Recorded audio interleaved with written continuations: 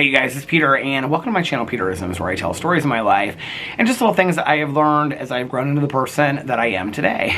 And I also read meditation books over here. I went into the bathroom and I was like, you know what? I'm just gonna grab a bunch of meditation books and ones that I read personally in my everyday life, some that I don't read at all, and I'm just going to grab a bunch of them, and ones that I don't typically read over here, except for the one on top was a daily book of positive quotations, because that's something I typically read every single day, followed by The Soul's Companion by T. and Dayton, PhD. I read that from time to time over here, but then I also have, today I will do one thing, daily meditations for awareness and hope. And then I also have Believing in Myself, daily meditations for healing and building self-esteem. And then I also have Healing After Loss, daily meditations for working through grief, which was a meditation book that my friend gave me. My friend that I talk about, who said to me the whole idea of, no, we never move on, we move through the pain. She's the one that gave this book to me, and she even inscribed it and everything, which was really, really nice. And then I also have Touchstones, daily meditations for men. I think my dad gave me this one when I first got sober. And then I also, have daily affirmations for forgiving and moving on. So the two that I'm kind of leaning towards today are this one, forgiving and moving on.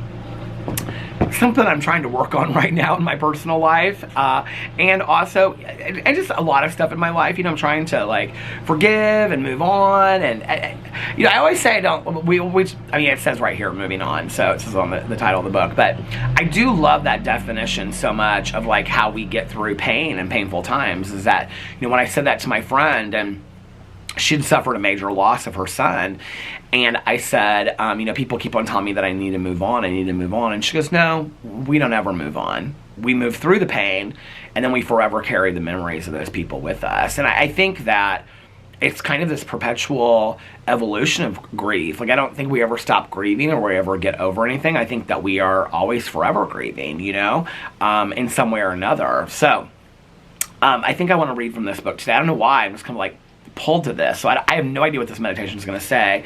And then or that was this book that I was talking about, forgiving and moving on. And then Healing After Loss, daily meditations for working through grief. So let's start with this one today. Okay, it's November 10th. It's a beautiful but kind of a chilly day in Indianapolis today. I'll never forget, she gave this book to me when she came to my mother's viewing, and she walked through the line, and she gave me a plant, and she gave me this book and a card, and I'll never forget that. So, okay, November 10th. For when is death not within ourselves? Living and dead are the same, and so are awake and asleep, young and old. Heraclitus. When we lose a loved one, we feel such a fracturing of our lives, a sense of being separated, as though our experience and the loved ones are now forever different. Perhaps it is strange comfort to remember that we are all part of the same human adventure, that our loved ones have gone on ahead, on a path that we shall follow. But this may be a source of anxiety and fear, too. We are reminded of our own mortality. How will death be for us? We hear stories that affirm a life after death beautiful beyond imagining, and we turn to these stories as a thirsty person craves water. On the other hand, while life has its hard moments, it is also wonderful. We have others to love. We are in no hurry. So all our apprehensions as well as our hopes for life beyond death are brought into focus by the death of a loved one. To be close to another's journey enlarges our own view of life and death, and hopefully, death becomes a door, not a wall. As I think of my loved one, I know that the same stream of creation embraces us all. You know, I always just go with my gut over here, and I'm just like thinking all these different things as I'm reading this, you know, and I remember that my mom loved the movie Out of Africa. And at the very end of this movie, which was a true story, it's about a woman that she moves to Africa to start a farm, and it doesn't do well, and so she ends up going back home. And when she's leaving, this man that lived in the town that she set up this farm and was like right beside her through it all, he says that he wants to come with her, and she said, no, I'm going. And I'll never forget, like, watching this movie over and over with my mom, and she would always sob at this point, you know. And she says to him, no, I will go ahead and I will send a signal back for you when it's time for you to come. Now, remember when I ended up reading about, I can't remember her name. It's like, Inzik Dyson or something like that. I can't remember what her name was that wrote the book out of Africa, but it was a true story, and she never went back to Africa again, you know? And I think about that, and my mom loved that part. I think we have many moments in our life that we grieve, not just when somebody passes away. I remember, like, the very end of, I lived through the meaning of movies sometimes, and in fact, the eulogy that I gave at my mom's funeral was all about movies that we loved together, because we shared that love, you know? And I remember, when at the end of Lost in Translation, when Bill Murray and Scarlett Johansson, he whispers something in her ear, and so many people were so, like, obsessed with what did he say. I even got obsessed with it, you know, like, what did he say to her, what did he whisper to her in the middle of that street, you know? I think that what that movie, if you've never seen Lost in Translation, it's fantastic. I think what that movie showed to me is relationships that we build with people that can happen in a day, a few hours. I mean, I've met people and talked to them, you know, in airports, or, you know, in a restaurant in a different city, or, you know, like, we made some dear friends of ours on a trip that we went to the Dominican Republic a few years ago, and we would spend an entire day with them on, like, this excursion, you know, to this island, and we became, like, just like we had known each other for 20 years. Or you can have relationships with people for 20 years or 40 years, you know? And I think that we grieve the loss of all those relationships, whether it's somebody passes or the relationship ends, or we go on to different things and we don't see those people again. And I have this sense, like, I've had so many people tell me in my life that this is my last life cycle. I always see such things in endings. I have such a hard time with attachments, you know? And I can remember, like, when we got back from that trip, I just was so sad. I was like, we're never going to see those people again. We had such a great time with them. And Alex was like, well, they invited us to come visit them and all this kind of stuff. And I was like, I know, but we always say that kind of stuff, but it never really happens, you know? My mom always believed in that idea that, you know, she would go ahead and she would send a sign back for me, which is why I like love cardinals, and there's certain other signs that my mother, you know, said that to let me know that things are there on the other side. And I believe that, you know? I remember that I was really so looking for a sign when Alex and I first got together, just a few months after we first got together. And I just wanted a sign with my mom. I was, like, obsessed with going to see psychic mediums and things like that. I just wanted some kind of sign, you know, no matter how absurd it was. And we just happened to go see the movie Up. And if you haven't seen the movie, it's about this guy. It's a cartoon, like a Pixar movie. And I don't usually typically love those kind of movies, but we went and saw it because Alex wanted to see it. Because Angel Falls in Venezuela is in the movie. He flies over Angel Falls. Because he and his wife used to have, like, take all these adventures and have this amazing life, and then she passes away and he can't really move on. And so he finds her scrapbook, and I'll never forget this. Like, I tore out of the movie theater at this point because I just was sobbing. Like, I was like, oh my God, I'm, like, looking for the sign. This was the sign from my mom. I mean, it's coincidence, right? But it felt like a sign. And he's looking through the scrapbook, and at the very end of the scrapbook, she says on there, thank you for the adventure. Now go have an adventure of your own. I don't think that people that pass in our lives would want us to stay stuck. I just don't, you know? I think that because I know in my own life that if I were gone tomorrow, I would want my husband to go find somebody else and fall in love again. I would want him to have a happy life. I wouldn't, you know,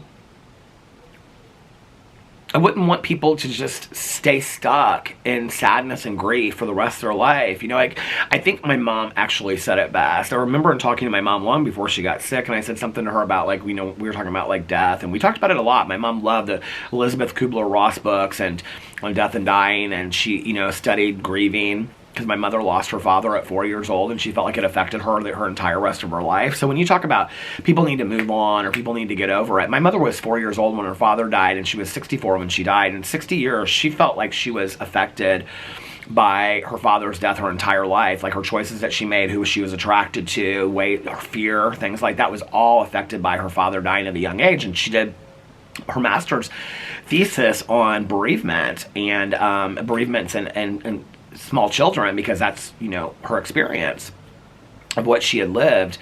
And I remember my mom said to me one time when we were talking about her passing, and she said, and I prefer the word passing. I sometimes go in and out and say died and whatever, but I love the word passing because I do believe that we pass to the other side. I do believe that. I am a firm believer in an afterlife. And one of the most helpful things to me, and maybe it was just because I wanted to believe it so much, was somebody said to me after my mom passed away, her last breath on earth was her first breath on heaven. And I don't... in heaven. And I don't know why, like, that simple statement, and I mean, it's kind of like a cliched statement, but it just meant so much to me, you know? But I remember my mom and I talking about when she passed on, like, this was, like I said, long before she was sick, and I remember saying to her something about, well, what would you, like, want from me? And she said, well, I mean, I want you to go on and live your life. Like, I want you to not stay stuck. I want you to enjoy your life and be happy. She goes, of course I want you to be sad for a little bit and miss me. She goes, I mean, that's just natural, right? Like, I wouldn't want you to get over me that quick. I want you to be a little bit sad. She goes, but no, I don't want you to be stuck. I want you to live your life. I had an amazing life, you know? And I can remember this was probably when she was 62, you know, and she died at 64. And she said, you know, if I went tomorrow, I've had an amazing life, and I'm grateful for every minute of it, you know, the ups, the downs, all of it, you know. And she said, you know, I want you to have that too. Like, we each of us have a right to that amazing life. And that was really hard for me when my mom passed away. You know, I almost felt like continuing to go on and live, and I struggle with this today, you know, with other things, that continuing to live and continuing to just, like, see the wind through the trees, or appreciate, like, a Diet Coke or a meditation or whatever, like, I think to some degree, like people were saying this on my vlog the other day, it's survivor's guilt, you know, and I feel like I'm betraying their life by continuing to live mine. I wouldn't want people that I love to stay stuck in grief and not continue to live their life. There's nothing they can do anyway, I'm gone, right? And so, like I said, I would want my husband to find happiness. So please, if something happens to me and my husband, you know, turns around 3 months later, if that's how quick it happens, that's how quick it happens, and he falls in love and he's married again, good. I hope he does, you know? I love my husband dearly. I hope we're together for the rest of our lives. I hope we do the work that makes it that way. But, you know, if I'm gone someday, or, you know, whatever, I want him to be happy. I want my friends to be happy. I think that's why so much today we do celebrations of life, you know, to really remember people in a happy, positive way. I think one of the best moments of grieving my mother came at the very beginning, and my mom loved music. And so, you know, the funeral home was like, bring us all these pictures and we'll put together a DVD of your mom's life and we'll play it, like, in the background. A lot of funeral homes do this, right? So I took, like, all these pictures. I mean, it was, like, really purposeful how I went through, like, pictures of my mom in high school and pictures of her in college and with my dad, and, you know, afterwards, and me being born. I mean, all the way through to, you know, months before she passed away. And I took all these pictures, and then they made this amazing DVD, and they put this beautiful music to it. I used to watch it and just sob. I haven't watched it in years. And in fact, my cousin years ago, a lot of people have heard me say this on there, but she gave me a VCR tape of her wedding that she had an extra one on, because my mom spoke at her wedding, and I haven't heard my mom speak in 15 years. And one of the things, over 15 years now, almost 16 years, 15 and a half years, one of the hardest things is that the longer that the person is gone, you start forgetting things about them. Like, you start, I mean, I can still from time to time, I can, like, kind of hear it in my head right now, but, like, I don't remember exactly what it was like. I'm kind of afraid to watch the video. I always kind of have been, you know. I don't know what it's going to trigger in me. I miss my mom's hugs. You know, every once in a while I'll get a whiff of my mom, like her perfume, you know, and stuff like that. And so I think, you know, it's really, really tough. Hey, how are you? Good. Beautiful day, isn't it? It's so pretty. Yeah. So, you know, I think it's hard, you know, but, like, I would want people to go on and enjoy their life. I don't want them to stay, you know, stuck in that and things like that. So you know, we put all these pictures together. I can remember it was like me and two of my friends, and they really helped me, like, get these pictures together and stuff. And then two of my friends they were like, we're gonna make the CD, so you just tell us what songs you want on it. And so I literally just like wrote out a list of like all of my mom's favorite songs. And at that time, right before my mom passed away, the movie, I think it was called Once, came out, and it was about this guy and girl that like write this song together, and they fall in love, and it was like this indie film that like just like won the Oscars that year. My mom loved it, and it had this song in there called like Softly Falling or something, Falling Gently, I can't remember what it was called, but my mom loved that song. And so it was songs like that, and it was like, you know, like the end theme from My Dog Skip, because my mom loved that movie, or The Way We Were, and Judy Collins, and Led Zeppelin, and the Grateful Dead, and you know, Fleetwood Mac, and and Janet Jackson, and my mom loved the band Garage, you know, with Shirley Manson. All these songs, you know, that just meant so much to my mom in her life. She loved Bob Dylan. Loved Bob Dylan. Knew everything about him. So it was all these Bob Dylan songs and stuff, and I'll never forget that night. Me and my friends just like drove around, I mean, for hours, and just like had fountain pops and coffee and smoked cigarettes and just listened to all these songs and laughed and told stories. It was like, 2 of my friends made the CDs, but it was like 4 of us in the car, and we were just like driving around laughing and telling stories about my mom, telling stories about me and my mom together that were funny, and just, you know, it's just that for me, that moment was the send-off. That moment was the send-off. It wasn't the viewing, it wasn't the funeral, it was that moment. I love you, Mom. And I still get sad about my mom. I still miss my mom. I always will. I always will, you know. But I know if my mom was standing right in front of me, I know what she would say is, I'm happy that I meant so much to you that you're sad and you miss me. But please, please enjoy your life, you know? Like, I always talk about life should be eaten like a fresh pear with just like juice just like dripping down your chin. You're enjoying it so much. And I believe that, you know? And I believe in this meditation where it says, you know, that other people's death enlarges our perception of our own mortality. I think that's so true, you know? I think we have to all, you know, I love the movie, the Miss Firecracker Contest with Holly Hunter. I think it was one of her very first movies she ever did. I actually saw the play in Chicago with my dad and my stepmom when I was a kid. And in the movie, she's like showing all these pictures on her mantle to Alfred Woodard, who's in the movie, who I love as well. And all these movie references today. And she says in there, she's like showing her, she's like, this is my Aunt Sue or my Aunt Judy, and she's dead. And then she's like, and this is my uncle so-and-so, and he's dead. And this is my Aunt so-and-so, and she's dead. And she looks at her and she goes, they say we're all going to die someday, and I believe it too. She's supposed to be kind of, you know, like not the smartest, you know, sharpest knife in the drawer. She goes, they say we're all going to die someday too, and I believe, they say we're all going to die someday, and I believe it too. And I love that line so much, but it's kind of like, in your daily life, you kind of forget that, you know? You kind of forget your own mortality until you're faced with it. And then everything changes, you know? And then you really appreciate life even more. I think in celebrating other people's passings and celebrating their lives should be inspiration for us to live the best life we possibly can. And not just live in sadness forever. It's fine to be sad. I was crying today in this video. But also using that as, you know, propelling us into living the best life we possibly can. Life is fragile. We're here but for a moment. That's a good meditation. I need to hear that today, going into this weekend to fully enjoy this weekend. And I love you guys so much, and I'll see you tomorrow. Bye.